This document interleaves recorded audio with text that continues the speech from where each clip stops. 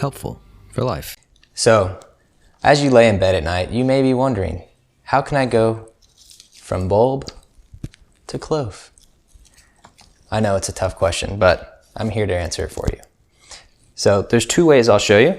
So the first way, well, they both involve you taking a clove off the bulb. So you just kind of take your thumb and press into it until it falls out, pulls off.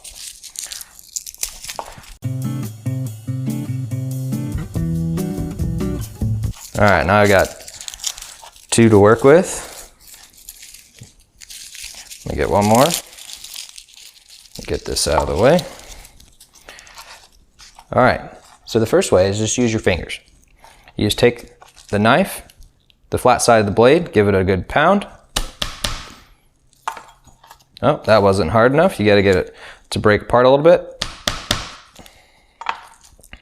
You'll get a little bit of splitting, but that's kind of what you want, so you can get that to fall right out. Voila. Well, the problem with that way is that some people complain it makes your fingers smell. And I'm not really opposed to that, because then I can go up to people and say, hey, smell my finger. But some people don't want to do that. So here's a way to keep your fingers a little less smelly. So you smash it just like you did before. And if you're doing a lot of garlic, this is also a good tip, because you can do multiple cloves at once. Then you throw it in a bowl or Tupperware or something like that, and put another bowl or lid or something on top of it. And then you shake.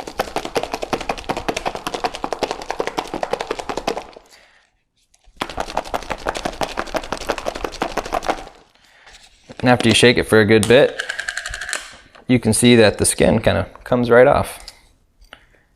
And what you're left with is your garlic.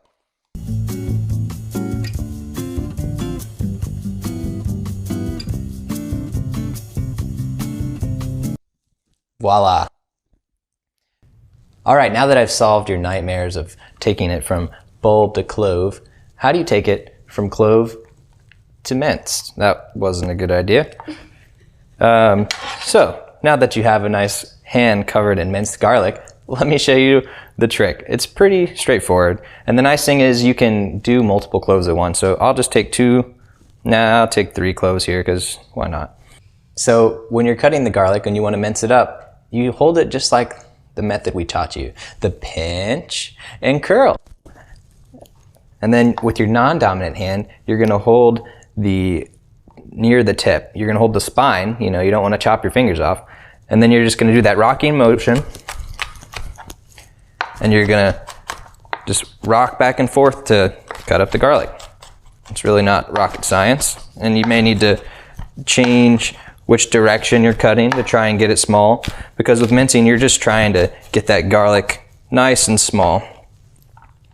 Every so often you need to scrape off the blade a little bit with your hand, get all that garlic back on the cutting board, start chopping again. And if you get good at it, you go super fast, and then all your friends say, wow, you're so cool. I wish I could cut garlic like you. No one really tells me that. Anyways, back to the garlic.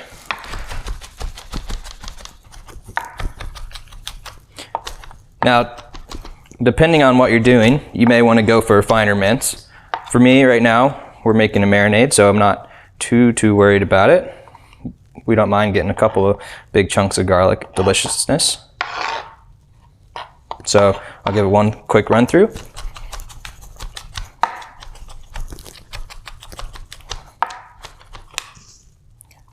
A more effective way to mince the garlic involves a cooler but more difficult knife technique. Check out this clip from a Howdini video that shows you how to do it. And of course, go to the link if you want to see the full video. I take it on the side like this, put like a little pressure with my left hand, and go back and forth like this.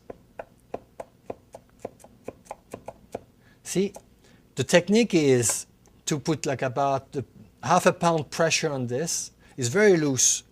I hold the bolster at the very end of it and do a rocking motion. So I go down this way and down this way. I'll go. So One thing people will do is they'll mince it really small, and then they'll take the flat edge of their blade and they'll kind of smash it and they'll make a paste out of it. You can also add salt at this point. It acts as an abrasive, which helps turn that garlic into paste that much easier. If you ever need to make a garlic paste, that's one way you can do it. And there you have it. Minced garlic. Voila.